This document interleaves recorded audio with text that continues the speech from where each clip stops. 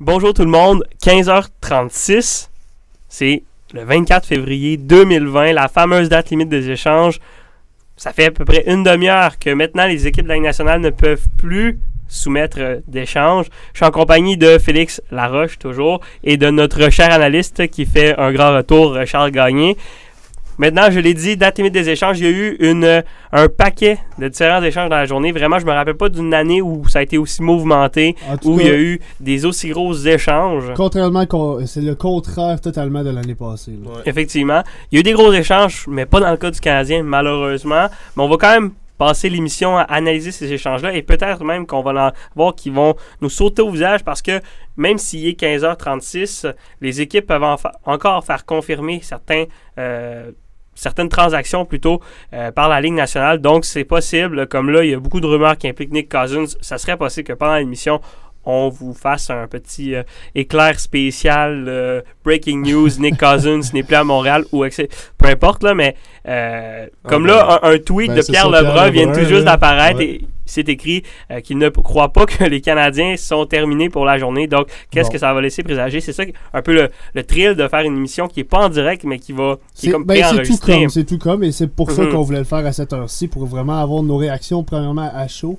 Et deuxièmement, s'il y a d'autres transactions qui sont effectuées, confirmées, on va pouvoir littéralement réagir en live. Vous allez voir nos réactions en live. Et il y a aussi le fait qu'on ne verra pas la conférence de presse de Marc Bergevin. Donc, il y a des choses qu'on va dire que probablement Bergevin va apporter des réponses à ce que nous, on pense, surtout dans le dossier Kovalchuk, parce que ça a fait beaucoup parler. Et justement, on va en parler de ce dossier-là de Kovalchuk, les boys, si vous voulez bien. Oui. Parce que je pense que ça a fait couler beaucoup d'encre et beaucoup de gens qui ont tweeté là-dessus. Qu'est-ce que vous en pensez de cet échange-là? Un troisième choix. Avant de dire ce que Kovalchuk a mentionné en quittant Montréal, je veux savoir si un troisième choix pour vous, c'est assez. Je crois que oui, c'est assez pour l'instant. Parce que moi, je veux qu'on regarde le Kovalchuk qu'on a vu dans les 10 derniers matchs. Pas les 10 premiers, parce que les 10 premiers, il était incroyable. Mais les 10 derniers matchs, on a revu un Kovalchuk qui était avec les Kings. Un vieux Kovalchuk qui était pas capable de se replier rapidement, jouait moins bien dans les coins de bande. Vraiment, c'est un troisième round. Peut-être que dans les 10 premiers matchs, il valait un deuxième round. Mais à ce temps-ci, la journée avant la date limite de transaction, avec ses performances récemment, il valait malheureusement ça. En plus, pour les Capitals, un troisième round, c'est loin. Là. En tout cas, d'habitude, c'est pas un troisième round qui est proche du deuxième round. C'est plus proche du quatrième round. Donc, je crois que c'est ça qui valait malheureusement. Oui, les fans sont pas contents, mais qu'est-ce que vous voulez? C'est comme ça. Là. Je suis tellement d'accord. Les 10 dernières rencontres, les 7 sur les 15 premières parties de Ilya Kovalchuk, il a récolté 12 points. Sur les 7 dernières, il a récolté seulement une mention d'aide. C'est venu un peu équilibrer les choses. Un troisième choix, il faut le rappeler, on l'a payé quelques milliers de dollars pour avoir un choix de troisième ronde. Ça reste un potentiel joueur qui peut venir aider ton club dans l'avenir.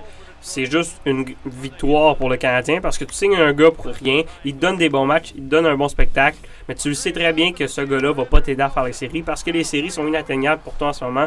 Tu l'échanges, tu vas chercher un troisième choix. Tu aurais pas aller chercher un 2 au début, mais là, Marc Bergevin a probablement essayé, de ce qu'on peut comprendre, il a probablement essayé de le signer, ça n'a pas fonctionné. Peut-être qu'on va le revoir cet été, au 1er juillet, mais pour l'instant, tu peux pas être fâché contre un troisième choix. C'est un choix de troisième ronde, c'est juste un bonus pour ton organisation. Et Kovalchuk n'a pas fait un cadeau nécessairement à Marc Bergevin en quittant, en disant aux journalistes que Bergevin avait des offres un peu plus élevées sur la table qu'un troisième de Washington. Comment vous interprétez ça, cette... moi je le vois comme pas Kovalchuk, mais Bergevin voulait envoyer Kovalchuk dans une équipe, premièrement, qui aspire à la Coupe Stanley. Pour lui faire un bonbon pour peut-être le re-signer. Aussi, mais je crois que ça faisait déjà partie un peu du deal. Il voulait que Kovalchuk re-signe à Montréal. Là, on parlait peut-être de 3,5 millions avec des bonnies, 5 millions. 1,5 million de bonnies, ouais. Donc là, il l'échange parce qu'il voit qu'ils peuvent pas s'entendre. Mais peut-être qu'ils se sont entendus pour le 1er juillet. Peut-être qu'il va aller gagner sa Coupe Stanley avec ses bons amis russes. Après ça, il va revenir à Montréal après. On sait pas, mais il a adoré. C'est une business. Si tu as la chance d'avoir plus qu'un troisième, pourquoi tu le fais pas? C'est ça ma question. Là. C'est exactement ma question. C'est pourquoi tu fais un cadeau à un joueur, je comprends le geste, mais comme je disais tantôt à Jérémy puis une autre personne, un journaliste, tu sais, t'as aucune garantie, puis le gars a pas fait 15 ans dans l'organisation du Canadien. C'est pas un Tomáš Plekanec, par exemple. Donc, je sais pas, si t'as la chance d'obtenir plus pour Kovalchuk, pourquoi tu le fais pas? Il nous manque une partie d'information. Sincèrement, oui, un troisième choix, t'aurais pu avoir plus, mais à un certain moment, oui, c'est une business, mais c'est une business d'humain. Je pense que c'est important de donner la chance à un joueur qui n'a pas gagné la Coupe Stanley de la gagner. Ça dépend. Si tu me dis que c'est un deuxième choix qu'une équipe offrait avec un bon petit joueur, là, je fais « Ah, Marc Bergevin, il est passé à côté de quelque chose » parce que le but, c'est de satisfaire ton équipe, pas nécessairement toujours le joueur. Mais là, c'est une information qui manque, fait qu'on le sait pas. Moi, j'espère si c'est un troisième choix avec un cinquième ronde, oui, tout dépend de sixième, un quatrième ronde, c'est beaucoup moins grave. Parce que, comme on le sait, Charles, tu l'as mentionné, le choix de troisième ronde des Capitals, c'est quand même tardif. Ouais, c'est la même chose. Si c'est un choix de quatrième ronde qui était, admettons, ajouté par l'autre équipe, c'est tardif aussi. Donc, ça dépend de l'offre. Mais si Marc Bergevin a fait ce move-là, là, c'est Kovalchuk qui dit, mais quand tu mentionnais que Marc Bergevin va peut-être apporter des éléments de réponse qu'on n'a pas en ce moment, c'est peut-être ça aussi. Exactement, j'allais le mentionner. Donc, justement. C'est quoi la meilleure offre? Je pense que Marc Bergevin est assez intelligent, on l'aime ou on l'aime pas, mais il est assez intelligent pour comprendre que s'il y avait un choix de deuxième ronde ou un bon espoir au bout de la table, sur la table avec les autres équipes, je pense qu'il l'aurait fait, mais c'est ça. Ça va rester une question un peu sans réponse pour l'instant. Si Kovalchuk ne signe pas, je trouve que Bergevin va s'avoir fait avoir dans ce dossier-là, puis qu'il aura été un peu naïf. Ben non, il est pas naïf. Lui, il a donné la chance à Kovalchuk. Les 30 autres DG dans la Ligue nationale n'ont rien voulu savoir, puis il a fait payer un club un choix de troisième ronde. Oui, ça je comprends, mais si Kovalchuk revient pas, t'as fait un choix de troisième ronde pour l'avoir. Quelque chose, t'aurais pu avoir plus. T'as fait un choix de troisième ronde pour un gars qui t'a payé peut-être 200-300 000 Ça, c'est juste là, il a gagné. Mais moi, je parle de s'il ramène pas Kovalchuk, ben là, il aurait pu avoir la possibilité d'avoir plus, sachant qu'il a donné un cadeau pour essayer de l'amadouer. Mais ça, on le sait pas. Est-ce que c'est dans le but de l'amadouer ou c'est juste, moi, je suis prêt à laisser ça à la table un 4, 5e, 6e ronde pour juste faire plaisir à un joueur. Puis, c'est peut-être juste moi, mais je pense que c'est correct de faire ça avec certains joueurs parfois. Un gars qui va pas te rapporter nécessairement plus. Oui, c'est toujours un choix de plus, mais le Canadien a tellement de choix au repêchage qu'il faut mettre de l'eau dans notre vin. Tu le sais, Félix, je suis un des plus grands fans du repêchage. Je prêche par les choix au repêchage, mais à un certain moment, faut pas... Si c'est vraiment ça qui enrage le plus la base partisane des Canadiens, il y a un grand problème. Parce que oui, on peut se dire c'est un peu... Il y a d'autres sujets qui frustrent. On peut dire c'est dommage, mais... C'est très dommage. Mais très dommage. Moi, non, parce que dépendamment du retour que tu as. Mais justement, on le sait pas. On le saura jamais. Non. Puis, à moins que Bergevin il sorte un lapin de son chapeau puis qu'il nous dise ce qui arrivera jamais. Mais il t'aurait pas rapporté... là, on parlait de Boston puis de Washington. Il t'aurait pas rapporté un Charlie Cole. Il t'aurait pas rapporté un joueur. Non, mais moi, je pense à un deuxième. Pas nécessairement. C'est pas toutes les équipes. Je pense qu'il aurait voulu aller vers un deuxième monde. Là, on le saura jamais. Mais Kovalchuk, il t'a rapporté quelque chose pour absolument rien. Quoi qu'il en soit, il a fait la bonne décision de l'échanger. Je pense que c'est ça qu'on doit avoir. Maintenant, et on en a parlé juste avant de lancer, et je veux vraiment parler de cette équipe-là, c'est le Lightning de Tampa Bay. Et juste parce que c'est la dernière transaction qui est rentrée là, avec Barclay Goodrow. Tampa Bay envoie un premier choix, un autre premier choix, et ça fait suite à l'échange qui avait envoyé un premier et Nolan Foote au New Jersey en retour de Coleman. Donc là, les boys, si je vous résume ça au complet, là, c'est Blake Coleman et Barclay Goodrow contre 2 premiers choix et Nolan Foote. C'est énorme. Je pense qu'on est tous d'accord là-dessus un peu. Là. Vraiment, cet échange-là, ces 2 échanges-là, jusqu'à maintenant, font paraître le Lightning comme des vrais idiots pour de vrai. Je pense que Goodrow, c'est pas un premier round. Le Brady Shea est un premier round. Goodrow n'est pas un premier round. Là. C'est incroyable. Là. Wayne Simmons, je vous rappelle que c'est un 5e tour. Oui, mais la différence, c'est que Wayne Simmons gagne 5 millions. Aussi, mais il y a eu 50% ouais, mais ça te coûte quand même 2,5 sur ta masse. Barclay Goodrow a 925 000 $ sur la masse salariale pour cette année et l'année prochaine. Tampa Bay est pris toujours. Et c'est pour ça qu'ils payent le gros prix. Mais quand même. Mais l'affaire, c'est que oui, t'es pris, Mais c'est pas nécessaire d'aller chercher Barclay Goodrow. Coleman, comme tu l'as expliqué tantôt, et tu l'as tellement bien expliqué, Coleman, je pense qu'il apporte plus à une équipe. Il a prouvé dans la Ligue nationale aussi. Il a marqué 20 buts. Oui. C'est correct. Si tu donnes ce prix-là pour uniquement Coleman, mais tu ne fais pas d'autres achats, c'est correct. Mais après ça, de donner un choix de première ronde chez Barclay Goodrow, excuse-moi, mais après ça, un Adam Ernie que tu as échangé pour rien du tout. Je pense qu'il fait à peu près le même travail. Ouais. Goodrow peut-être supérieur, un petit peu plus d'expérience, il a 26 ans. Mais Tampa Bay a son deuxième. Ben, Tampa Bay, son choix de deuxième ronde, faudrait aller regarder. Je peux aller regarder parce ça que je pense qu'un choix de deuxième, ça aurait été plus... Encore là, je pense que c'est cher, mais ça aurait été plus logique. Oui, on l'a choix de deuxième ronde. Mais je sais pas une petite affaire, là. Goodrow était avec San Jose. Je crois qu'il était avec San Jose lors de la conquête de la Coupe Stanley, lorsqu'ils se sont rendus en finale. Oui, le Lightning... Non, mais attendez. Le Lightning, qu'est-ce qu'on a vu l'année dernière avec une équipe de feu? On a vu une équipe qui a perdu en 4 matchs en première ronde contre les Columbus Blue Jackets. Ben, justement. Je veux dire, aller chercher... C'est bien d'aller chercher de la profondeur. Ils n'ont pas besoin de profondeur, premièrement. Là. Ils ont une attaque de feu. Ils ont une défensive qui va super bien. Puis ils ont le goaler qui a gagné le Vizina. Mais ça leur prend du monde qui sont capables de jouer en playoff. Oui, mais t'es OK dans... Regarde. Mais je dis pas qu'il vaut un first round. Barclay Goodrow va rentrer dans le vestiaire du Lightning de Tampa Bay, il va regarder Kucherov droit dans les yeux, puis il va dire moi j'ai 26 buts dans ma carrière dans la Ligue nationale. Fait que à partir de maintenant, je vais jouer sur la 4e ligne à peu près 8 minutes par rencontre, puis désormais en playoff, tu vas bloquer les tirs. Tu sais, c'est vrai, je comprends totalement ce que tu dis, mais Barclay Goodrow n'a pas nécessairement la prestance, je pense, pour mener ce vestiaire-là. Il y a des problèmes, des lacunes importantes de leadership, on l'a vu l'année dernière.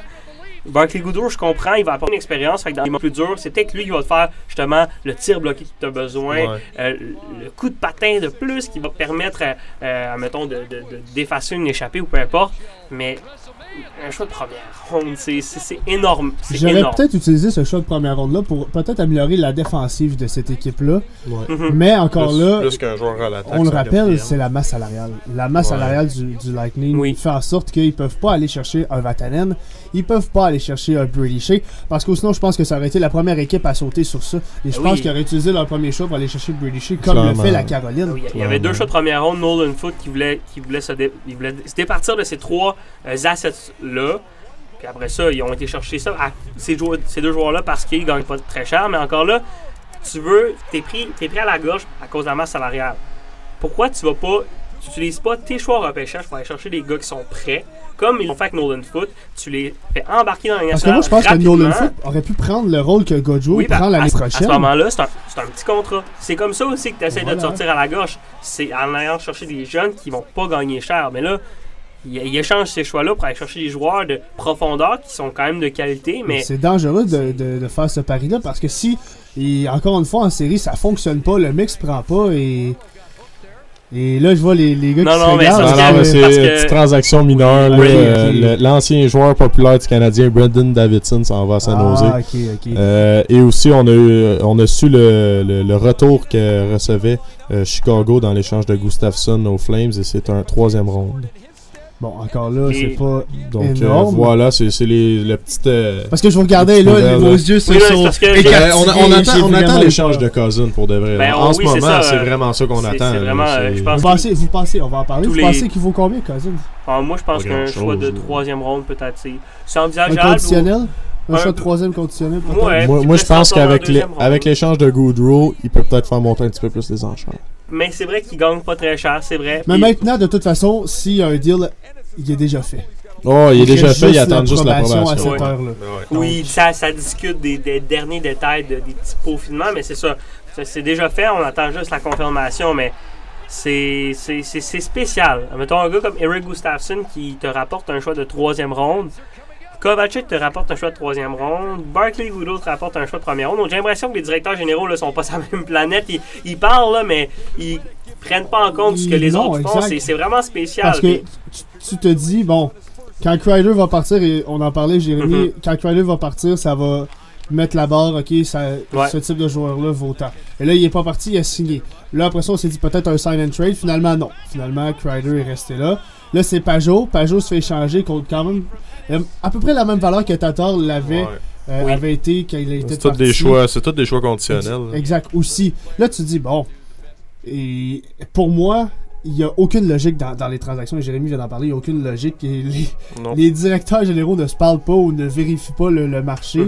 Et pour moi, Tampa Bay a payé trop cher pour conclure sur cette. Je pense que là, c'est unanime. Puis Barclay Goodrow va avoir des bonnes séries éliminatoires. S'ils gagnent la Coupe Stanley, ben là, ils vont tous nous faire mentir, ces joueurs-là, cette équipe-là. Mais écoute, on leur souhaite beaucoup. Parce qu'avec le prix qu'ils ont payé, je pense que c'est la moindre des choses qui passe au moins une ronde dans les prochaines séries. Hein. Le Lightning, c'est d'en passer plus qu'une. C'est de se rendre à la finale de la Coupe Stanley rendu là. Ils ont l'équipe pour, là, voyons donc. Là, 2 années d'afflée qui perdent en première ronde, là, ça serait une catastrophe à Tampa Bay. Tu peux pas te permettre en aucun cas, surtout que ça fait assez longtemps là, que ce groupe-là est ensemble. Là, à un certain point, après ça, tu veux rajouter quoi? Tu veux rajouter quoi? Tu sais, t'essaies de trouver une solution, il y en a pas, t'as tous les éléments pour, mais ça marche pas. Tu veux un attaquant? T'as l'ancien gagnant du Hard Cross. Tu veux un défenseur? T'as un multiple nominé au Norris. Tu veux un bon gardien de but? Mais non, t'as un gars qui a été nominé plein de fois au Vézina.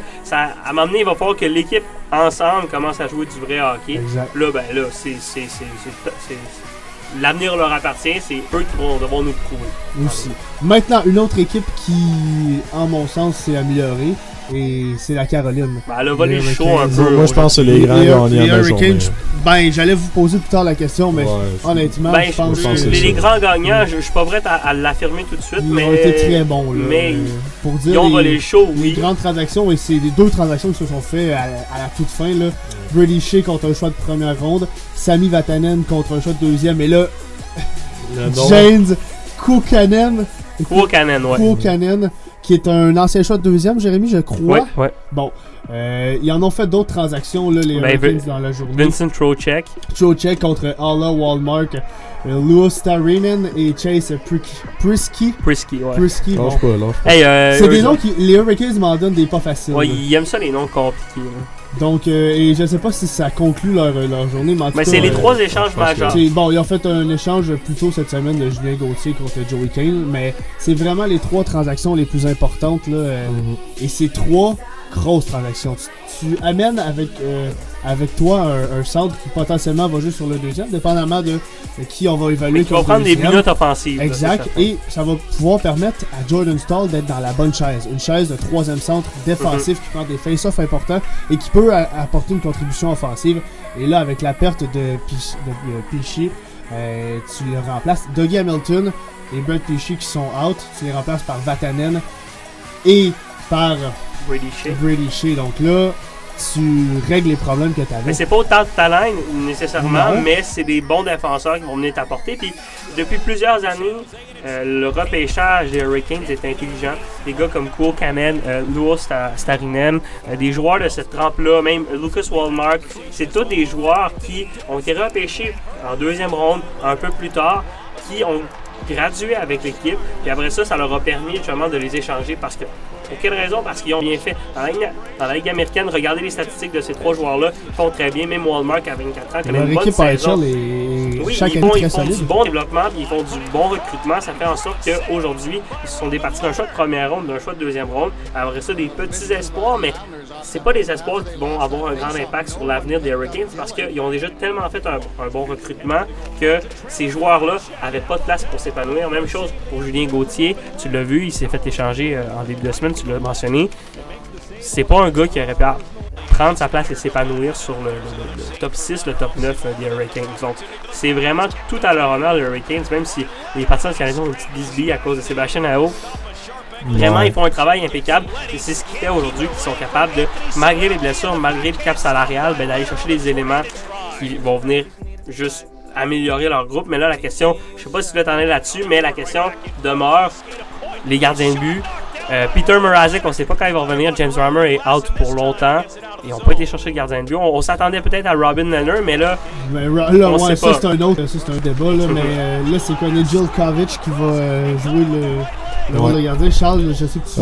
moi, j'aime ça faire des petites updates, là, on va dire, des petites mises à jour sur ce qui se passe en ce moment. Là. Ils ont rajouté Cleason dans l'échange de Vatanen. Cleason oui, puis j'aimerais te couper. Puis, je sais pas si c'est la nouvelle, mais ça a été annoncé. Nick Cousins s'en va à Las Vegas. Ouais. Donc, Donc, on ne sait pas contre quoi, mais Cousins s'en va à Vegas. D'après moi, contre un petit choix ou peut-être un petit joueur. Là, Cousins, c'est un agent libre qu'on a signé. C'est encore un profit. Oui, si on regarde ça de cette façon-là, c'est pas un gars qui... C'est des gars interchangeables qui n'allaient pas contribuer directement au succès de ton équipe dans les prochaines années. C'est des gars qui sont nécessaires. Tu as besoin d'un Nick Cousins sur ton équipe pour gagner la Coupe cette année. Mais des Nick Cousins, il y en a une panne dans la Ligue nationale. Donc, c'est pour ça que c'est important de les échanger. Mais après ça, ça te donne la chance d'aller chercher les joueurs au repêchage avec des choix de 3e ronde, des choix de 4e ronde, des choix de 2e ronde. Aller chercher les joueurs qui vont pas devenir des Nick Cousins, mais devenir des joueurs qui vont exploser offensivement, qui vont prendre des gros rôles. Si on parle d'Alexander Romanov, c'est un joueur avec un choix de repêchage qu'on a été sélectionné. Puis tout d'un coup, le gars va peut-être aller sur le top 4 canadien. Puis après ça, d'autres joueurs vont suivre par la suite, mais c'est du bonus. On va attendre de voir le retour, mais écoute, que ce soit un 3, un 4 ou un 5, ça reste un 3, un 4 ou un 5 de plus pour un joueur qui joue sur ton 4e. Qui a bien fait, mais qui a été très honnête. Merci pour ses bons services. Puis on est tous contents, on va pas garder de mauvais souvenirs de Nick Cousins. C'est quoi qui va ressembler le 4e trio à ce temps? Ouais, le 3e, 4e trio, c'est justement ce que je me posais. Est-ce qu'on ramène Kotkaniemi? Est-ce qu'on ramène Hudon? Jake Evans a été rappelé, donc... Moi, je pense que lui finit la saison à Montréal. Oui, puis il va avoir du temps de glace, c'est le fun pour lui, mais là... Dale Weiss. Dale Weiss, non, ça va être des joueurs qui vont devoir se prouver. Dale Weiss, Jake Evans, peut-être même Hudon. Hudon, je pense que ça serait quand même bien, peut-être, de lui donner peut-être la chance, quelques rencontres pour lui dire... d'aller finir pour les séries, peut-être, à l'avant. Mais je pense que ça annonce en d'une certaine manière un peu l'abdication de Marc Bergevin par rapport aux séries éliminatoires, parce qu'il n'a pas changé Tatar, il n'a pas changé Jeff Petrie, mais il a changé ses joueurs un peu qui englobaient. Il a fait des transactions Marc Bergevin. C'est pas le genre de gars qu'on a vu vendre énormément. Non. Il a fait ce genre de transaction-là qui est bon. Ça veut dire des joueurs de soutien contre des choix au repêchage. Et pour revenir à la Caroline, Sami Vatanen est encore blessé quand même. Donc là, ils ont 3 défenseurs et 2 gardiens de but sur la liste des blessés. C'est 5 joueurs qui sont essentiels à l'équipe. Et on parlait des gardiens de but, là, c'est Anton Forsberg ou Alex Nedeljkovic qui devrait en principe avoir le rôle de premier ou deuxième gardien, dépendamment qui va bien faire. Des gars qui ont déjà joué deuxième goaler national de temps en temps. Mais c'est des gardiens qui ont un certain potentiel. Ils peuvent t'aider, ils peuvent sortir des bonnes rencontres. Tu peux y aller avec un match chacun et celui qui te donne le meilleur hockey, là tu peux le garder. Moi je pense que c'est pas la catastrophe. Là. Quand tu parles de 2 gardiens de but, il y a des équipes qui seraient beaucoup plus mal prises. T'as un bon club quand même en avant. C'est la raison pour laquelle t'es pas mal pris. Puis Peter Mrazek, on sait pas encore combien de temps. C'est peut-être une semaine ou 2. Donc Mrazek va peut-être revenir très rapidement. Donc on va pas encore. C'est encore récent comme blessure. Là. Juste apporter une petite précision. Daniel Sprong est échangé aux Capitals contre le défenseur Christian Jones. Donc voilà, petite transaction en espérant que Sprong puisse prendre une place offensive une fois pour toutes, parce qu'il y a tout le talent du monde, ce gars-là. Je pense que c'est l'éthique de travail qui... Oui, non, ça je pense que tout le monde le sait depuis le début. Donc, mais Daniel Sprong, peut-être avec Ovechkin, ça va peut-être le sonner. Ça pourrait être un bon coup. Ça pourrait être un bon coup, mais avec l'arrivée du défenseur, j'ai complètement oublié son nom. Je pense que Juice n'a plus sa place. Là. Non, c'est Brandon Dillon. Brandon Dillon, exactement. Je pense que Juice n'a plus vraiment sa place. Dillon, en plus, qui a massacré Evgeny Malkin dans le match contre les Penguins. Je pense qu'il s'est fait des nouveaux amis à Washington. Donc, par la suite, les gars, on a toujours le petit retour sur Nick Cousins. On attend. Là. Pendant qu'on va entendre, Charles, j'aimerais t'entendre sur Robin Lehner. On en a glissé un mot tantôt. Ça, c'est bizarre. Est-ce qu'on comprend ou on comprend pas le move de Vegas? Ils n'ont pas payé énormément. Ben, Vegas, moi, je trouve que c'est pas Vegas les pires là-dedans. Je pense que c'est Chicago. Est-ce que Chicago avait la possibilité d'avoir plus? Peut-être pas, là, parce qu'ils ont été chez Malcolm Subban, un prospect qui a été nommé et qui est correct. Cassé. Malcolm Subban n'a rien cassé. Non, je sais, mais avec aussi un deuxième round, qui est quand même lointain si on considère que Vegas peut aller loin en série. Donc, je pense que Lehner n'a pas sa place à Vegas, il a bien plus sa place avec la Caroline, qui, on vient d'en parler, ont des blessés de ce côté-là, ou sinon même au Colorado, pour avoir un petit peu plus de profondeur du côté des gardiens. Là, on voit ça à Vegas avec Fleury. Bon, c'est un excellent duo. Là. Si Fleury se blesse, ils ont Lehner. Mais c'est Moi, je trouve ça bizarre, là, surtout que Chicago, si Goodrow vaut un premier round, Leonard. Mais ça, c'est gardien attaquant, c'est toujours plus de. Non, je sais, là, mais c'est bizarre, tu sais. Goodrow, ils ont reçu plus pour Goodrow qu'ils ont reçu pour Leonard et Gustafsson. Chicago. Je pense que. On connaît pas. Moi, je ne connais pas personnellement Slava Demine. Je sais pas, Jérémy, si. C'est un défenseur, choix de 4e ronde. Il a 19 ans. Il joue à l'Université de Denver. C'est sa 2e saison. L'an dernier, c'est 14 points en 41 parties, plus 19. Cette année, c'est 9 points en 30 matchs. Ça reste un espoir, je pense que on voit de ses statistiques. Là, en plus, c'est 6 pieds 2, 190 livres. Ça doit être un défenseur polyvalent. Aspect peut-être un peu plus défensif. Donc, tu as un espoir à peu près qui est pas fou, mais qui est intéressant. Je pense que Chicago a quand même toujours fait une bonne évaluation des jeunes joueurs quand même. Ont une bonne évaluation en temps normal. Donc, ils ont peut-être vu quelque chose qui les intéressait par ce gars-là. Mais encore là, Robin Lehner, j'ai pas ses statistiques. Oh là là. Ses stats devant moi, pardon. Hey, ça a été compliqué. On est en fin de journée quand même. Mais j'ai pas ses stats devant moi. Je les cherche à l'instant. C'est quand même cette année 3,01 de moyenne de buts alloués et 918 en 33 rencontres. La moyenne de buts, moi, c'est vraiment le pourcentage d'efficacité. C'est combien le pourcentage? 918. C'est quand même très bon. C'est très bon. Mais c'est quand même bien, mais je veux dire... Dans une ligue nationale qui se marque beaucoup de buts par les temps qui courent, c'est quand même les statistiques. Mais tu sais, Corey Crawford a quand même 915. Puis on parle pas tant de Crawford depuis quelques années. Je veux dire, Robin Lehner faisait bien, oui, mais faut pas... L'année passée, il a acquis une certaine réputation de numéro 1. Cette année, il l'a semi-préservé. Mais...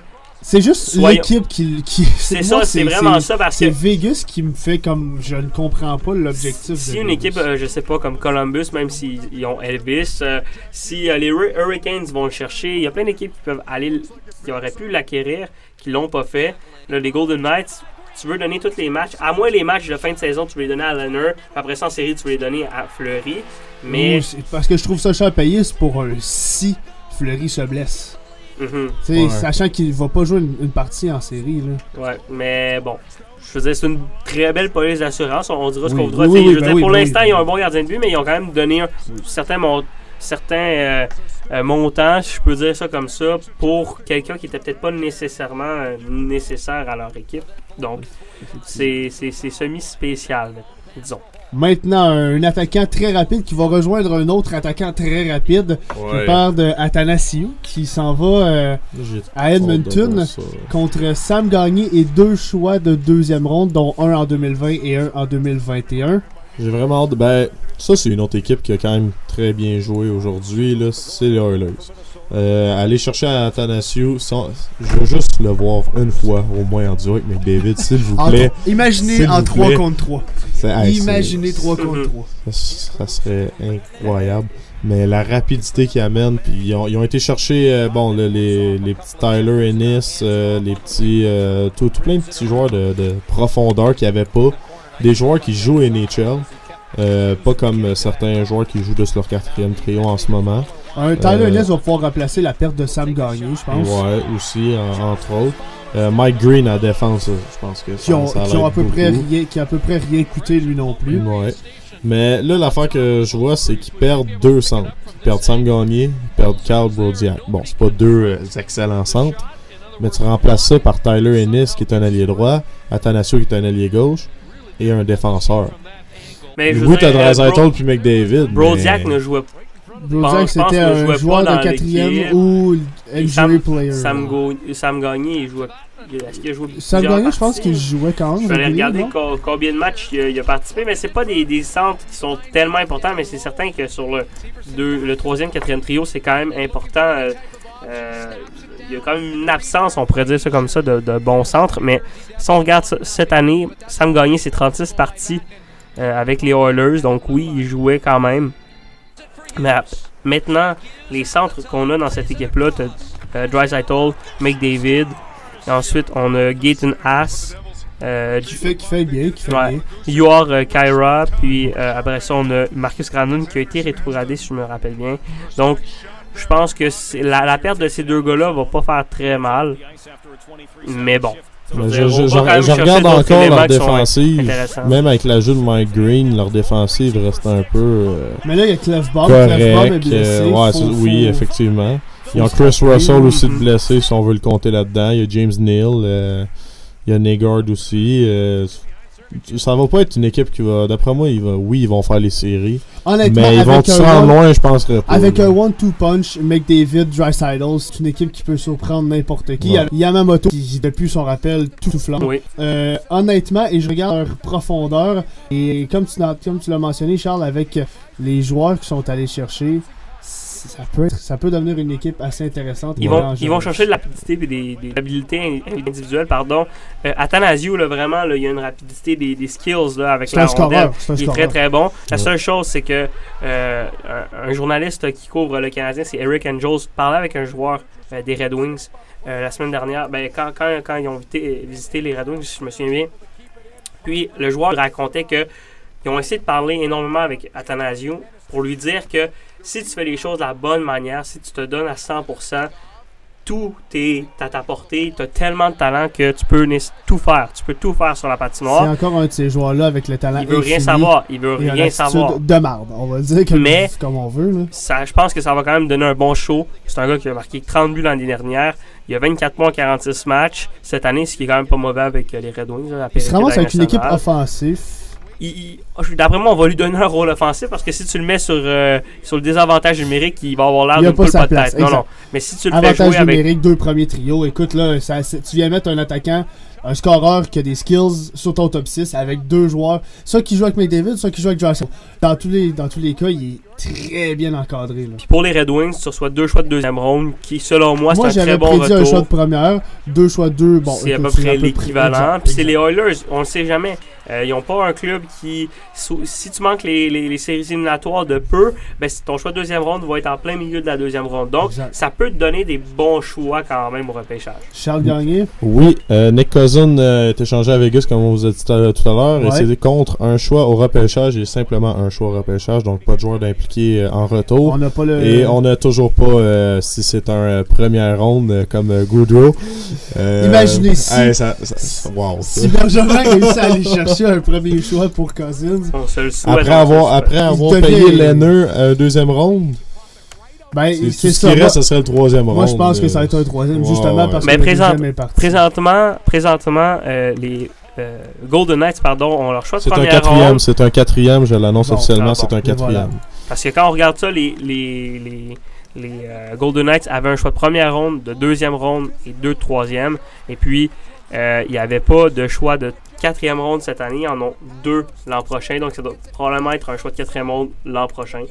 C'est quasiment sûr. Donc, quand même, je veux dire, j'aurais peut-être préféré un choix de troisième ronde, surtout quand on voit la valeur des autres joueurs. Mais encore là, c'est tellement diversifié. C'est en montagne russe, la valeur des joueurs. Donc, tu échanges un gars, tu vas rechercher quelque chose. Merci, bonne chance à Vegas. Puis, en plus, c'est un choix en 2021. Je trouve ça vraiment bizarre. Je sais, là, on sait pas. Là, on sait pas c'est quoi les autres échanges qui étaient proposés pour Cousin, mais on disait qu'il y avait 3-4 équipes aujourd'hui qui étaient intéressées envers Cousin. Je peux pas croire qu'on n'avait pas meilleur que 4e ronde en 2021 de Vegas. Mais en même temps, je veux dire, Marc Bergevin, là, on va parler de Kovalchuk pour lui faire plaisir, mais là, avec Nick Cousins, s'il y a une équipe qui lui offre un 3e ronde, il n'aurait pas raccroché pour dire « Ok, Vegas, je vais te l'envoyer pour un 4. » Moi, je pense que ça tournait en 4-5. Puis il a essayé de travailler. Peut-être que ça changeait les années. Peut-être que quelqu'un lui posait un 4e ronde. Moi, je pense que pour lui, c'est bien d'y aller en 2021, sachant que tu as énormément de choix cette année. Y aller dans un autre repêchage, je pense pas que c'est mauvais. Mais effectivement, s'il y avait d'autres choix plus haut, il n'a pas là, Bergevin, il manque le bateau un peu. Ben oui, mais là c'est... Mais là, c'est d'astuce. Supposition. C'est juste plate parce qu'on voit les autres équipes ce qu'ils reçoivent pour des joueurs pas superstars. Puis là, on voit, nous, le Canadien, Nick Cousin pour un 4e. C'est sauter sur les situations aussi. C'est des trades à la Nick Thompson, à la Cousins. tu envoies puis tu obtiens le Bon. plus que tu peux. Tantôt, on parlait de Kovalchuk puis de Marc Bergevin. Marc Bergevin vient juste de citer ça dans son point de presse. Kovalchuk voulait avoir la chance de gagner cette année. Son choix était d'aller à Washington. Donc, il a été avec le choix de Kovalchuk et non le sien. Et c'est exactement ce qu'on disait. C'était un bonbon qu'il a donné à Kovalchuk. Mais j'aurais aimé ça qu'un journaliste lui pose la question, exactement cru comme ça, sur ce que Kovalchuk a dit. Alors, qu'est-ce que ça voulait dire? Qu'est-ce que tu as reçu de plus qu'un troisième pour Kovalchuk? Ouais, mais ça, on saura jamais, C'est malheureusement. dommage. Et on va se tourner vers, bon, j'avais dit probablement une autre très grosse transaction et probablement la dernière des grosses transactions de la journée. Là. Jean-Gabriel Pajot, qui on le savait, risquait beaucoup de partir d'Ottawa. Il s'en va à New York, aux Islanders, contre un conditionnel choix de première ronde, un deuxième ronde de cette année et un autre choix de troisième ronde conditionnel aussi. La condition, pour ceux qui ne le savent pas, et si je me trompe pas, c'est si le premier choix cette année des Islanders est dans le top 3, ça devient le premier choix de l'année prochaine. Ça, c'est la condition pour le premier. C'est quoi les chances que ça arrive? T'sais? La condition pour le troisième, c'est ils vont l'avoir juste si les Islanders gagnent la Coupe Stanley. Donc, si les Islanders gagnent pas la Coupe Stanley, c'est un premier et un 2. Si je me trompe pas. Si TSN a les bonnes sources. D'après moi, oui. Là. Oui, hein? Mais ouais, pour en parler un peu, Pajot n'a pas réussi à signer son contrat avec les Sénateurs. C'est surtout ça à la base. Puis aujourd'hui, il a signé avec les Islanders. Puis Pierre Dorion lui-même a dit un contrat ça se signe vite et voilà, c'est fait. Mais juste pas avec son équipe malheureusement. C'est pas. Moi je trouve ça plate pour les Sénateurs parce que surtout pour les partisans des Sénateurs, ils ont rien à se mettre sous la dent en ce moment à part des Chabot, Tkachuk. En tout cas, ils doivent attendre le repêchage avec impatience. C'est la loterie surtout là. Lafrenière là, je pense qu'ils s'en. Parce que 3 choix de première ronde cette année. Oui, quoi qu'il en soit, ils vont avoir 2 choix probablement dans le top 10 avec celui de leur équipe et celui des Sharks. Puis l'avenir de cette équipe va devenir exceptionnel bientôt. Les repêchages, ça va devenir quelque chose à voir. Puis même en ce moment, ils ont des très bons espoirs. La gestion est très bonne. On pense notamment à Josh Norris, à Drake Batherson, à Formenton. Après ça, dans la Ligue nationale, c'est Eric Brandstrom, Brady Tkachuk, Colin White, Thomas Chabot. Vraiment, il y a des bons jeunes joueurs. Jean-Gabriel Pajot, c'est un gars de la place, un battant, un gars qui avait les Sénateurs en dedans de lui. Tatoué. Mais, tatoué sur le cœur, mais qu'est-ce qu'on veut? En même temps, lui donner un contrat 5 millions par année pendant 6 ans, c'est pas tout le monde qui aurait été prêt à le faire. C'est un très bon joueur, mais est-ce que j'aurais été prêt à donner autant? Je ne sais pas. Ça reste une décision. Oui, c'est un bon joueur, mais est-ce qu'il va te valoir ça pendant ces 6 années de contrat mystère? Les Islanders sont bons pour payer ce genre de contrat-là à leurs joueurs. Brock Nelson, Andrew Ladd, Leo Komarov et j'en passe. J'en passe beaucoup. Et les Islanders sont en mode all-in avec une équipe qui, pour moi, sur papier, en tout cas, je la regarde. Oui, Jean-Gabriel Pajot, ça fait du bien à leur ligne de centre. Barzal, Brock Nelson, Jean-Gabriel Pajot ou Nelson et Pajot, inversement. Là. C'est pas une équipe pour moi qui peut remporter la Coupe Stanley. Le seul bémol, c'est l'entraîneur. Et justement, on l'a vu l'an dernier. Ils ont quand même des bons éléments. Ils ont quand même en attaque, à part les 3 centres que tu as nommés, ils ont Anthony Beauvillier, ils ont Andersley, ils ont Josh Bailey, pardon. Jordan Bailey. Oui.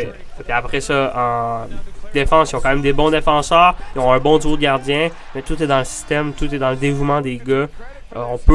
Ils peuvent quand même se rendre loin, ils peuvent créer une surprise. Est-ce qu'ils peuvent gagner la Coupe cette année? Parce que moi, je pense qu'on est allé all-in avec une équipe qui, moi, je pense pas est nécessairement prête à gagner. Faut regarder aussi leurs blessés. Là. Ils ont Clutterbuck, Paulie Chadef, ils ont 6 équipes qui Brassard. Qui changent énormément une Non, mais c'est de la profondeur quand même assez bonne. C'est des bons gars de 3e, Brassard même un petit peu 2e. Là, t'as un def qui est sorti, puis qu'à la place, t'as un Taves ou un Mayfield qui fait la job, on va dire. Moi, je pense que Pelech est de la tombe de Devon Taves ou de Mayfield. Ouais. Peut-être pas Mayfield. Je pense que Devon Taves fait le même boulot travail en ce moment. Là. Mais non, c'est pas une équipe pour la Coupe Stanley, mais c'est une équipe pour les séries. C'est pas une équipe pour la Coupe Stanley. Ils ont donné quand même un choix de 2e pour Green, un choix de 2e et de première pour Pajot. C'est une équipe qui, selon les transactions, transaction envoie le message aux autres équipes de la Ligue nationale, écoutez, nous autres on vise une Coupe Stanley. Parce que quand tu fais ce genre de transaction-là, c'est parce que tu vises pas juste à passer une ronde. Mais j'ai vraiment hâte de voir ce que ça va donner. Là. Justement, je te parlais de dévouement. Le niveau de dévouement un peu des Islanders avec Barry Trotz vont un peu les mener où est-ce qu'ils veulent aller. Parce qu'ils ont quand même du talent.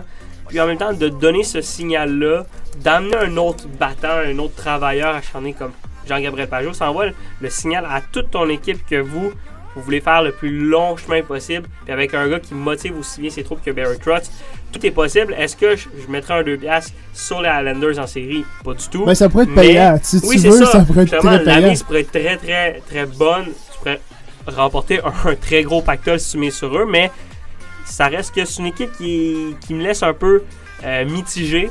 Mais d'après moi, ils vont donner un bon spectacle en séries éliminatoires, puis il pourrait s'avérer être une très belle histoire. Et bon, là, j'allais dire la dernière transaction qu'on va discuter, mais pour moi, c'est la dernière transaction que je vais souligner. Ça s'est passé le 21 février. Les Blues de Boston, et là, je vais probablement encore une fois massacrer le nom, mais qui ont acquis Andrei Casey. Je sais pas, moi j'ai entendu Caché, Andrei Caché. Case, moi je dis Case, bref, ouais. Vous savez de qui on parle. Vous nous corrigerez. Contre David Backes et 25% du salaire qui est retenu par Boston. Axel Anderson et un premier choix encore. Les premiers choix...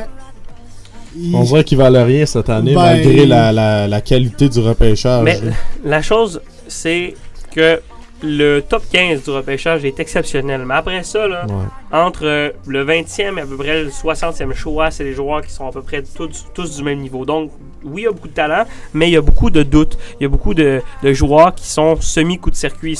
Soit tu t'élances, tu rates la balle, c'est troisième prise, ou tu frappes le circuit. Les choix de première ronde tard. Moi, je trouve qu'on les surévalue un peu. Oui. Mais dans ce repêchage en 2020, je pense qu'on les a surévalués. Mais, admettons, en 2021, c'est un repêchage qui va être beaucoup plus profond, à mon sens. Donc, ça va peut-être être différent. Mais cette année, qu'est-ce qu'on remarque? C'est qu'un choix en fin de première ronde va peut-être pas t'apporter un aussi bon choix qu'il aurait pu t'apporter là, de ça plusieurs années. Donc, je pense que c'est la raison pourquoi on les donne plus facilement, surtout dans une équipe comme Boston, ou même Tampa Bay, à la limite, on l'a critiqué beaucoup, Julien Brisebois, pour les transactions qu'il a faites, mais ça reste que les joueurs que tu pourrais potentiellement aller chercher avec ces choix-là cette année en 2020 vont peut-être pas nécessairement venir chasser des gars sur ton top 9 ou sur tes 2 premières paires bientôt. Donc, ces choix-là, oui, ont une valeur, mais je pense que cette année, on se rend compte que les directeurs généraux sont peut-être pas aussi excités que certains face à l'approche du repêchage. Et quand tu vois des équipes vendre ton premier choix, s'améliorer devant ta face, ben tu te dis que peut-être qu'il faudrait que tu bouges aussi. Et on va terminer ce balado en parlant de Marc Bergevin, on peut pas faire autrement. Et en parlant de son, moi je vais le dire, là, et je sais pas si vous êtes d'accord, de son inaction, littéralement. Là, parce que je m'attendais peut-être à plus de choses. Je m'attendais à un Tatar, je m'attendais à un Petrie. Je sais pas les offres qu'il a reçues. Jérémy a apporté un bon point avant qu'on commence, parce qu'on en discute tout le temps du hockey, peu importe. Là. Il a dit c'est vrai, mais s'il a pas reçu la bonne offre, il a peut-être bien fait. S'il a pas reçu les assets qu'il voulait, ok. Mais je regarde le marché, et là, on l'a dit tout le long là, des 40 minutes, le marché est en montagne russe, tu peux pas te fier à ça. Oui et non.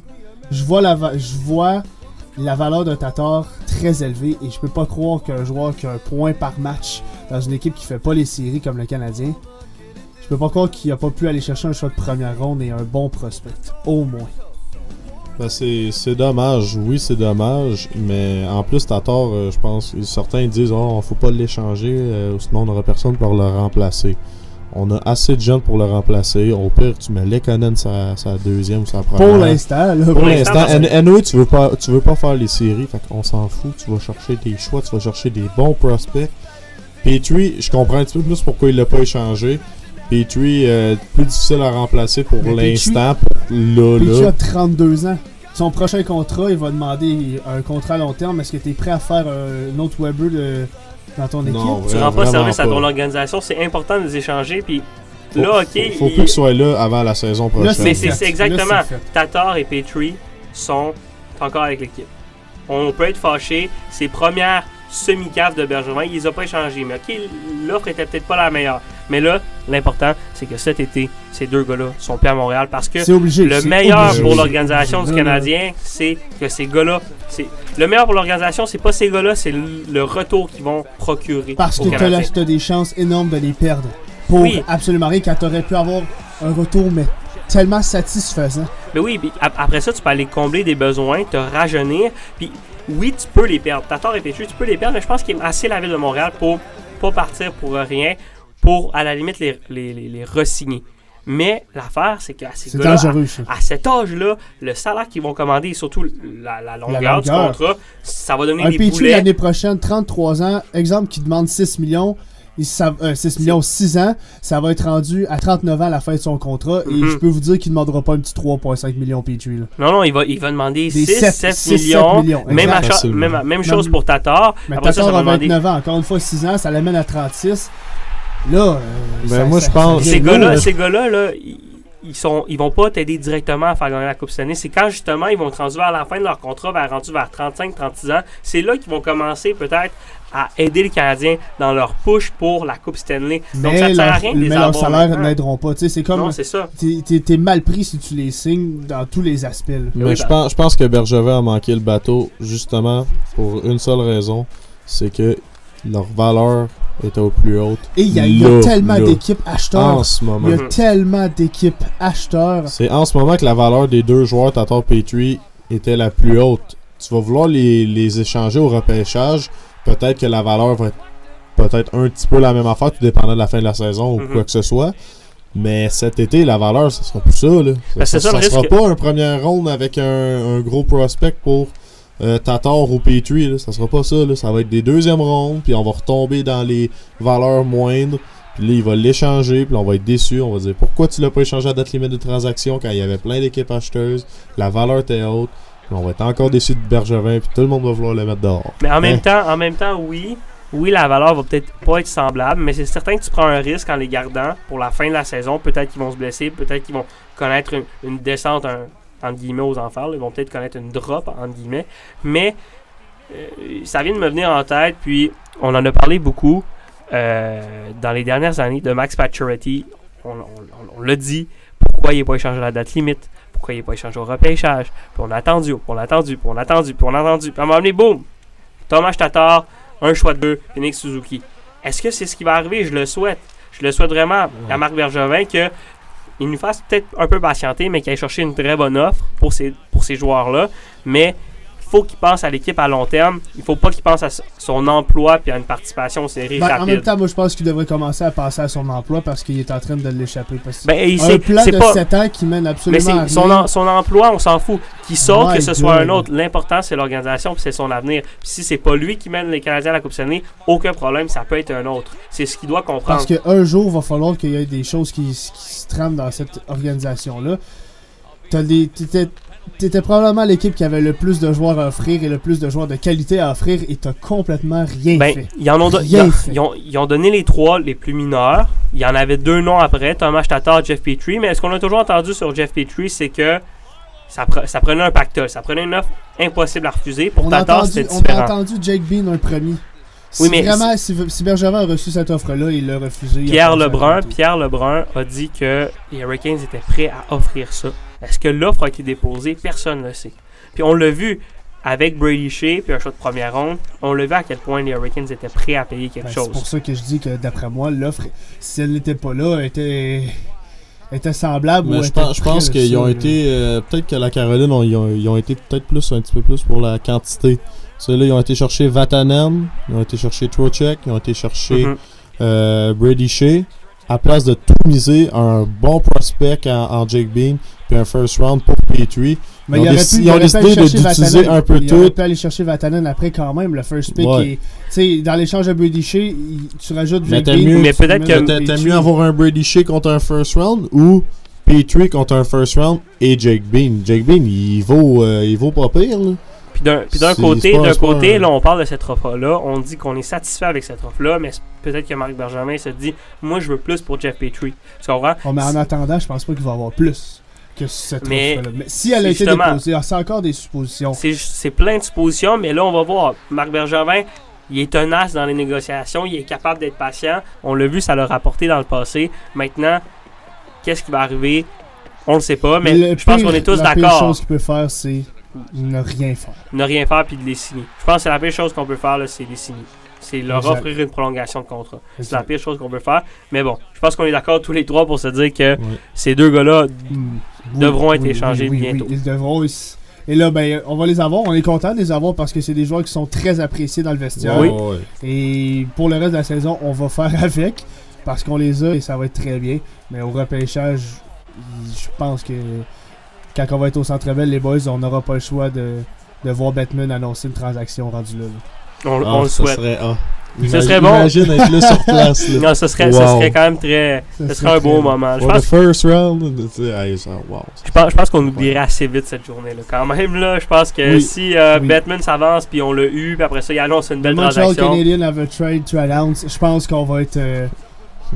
the first pick. Alex Lafrenière.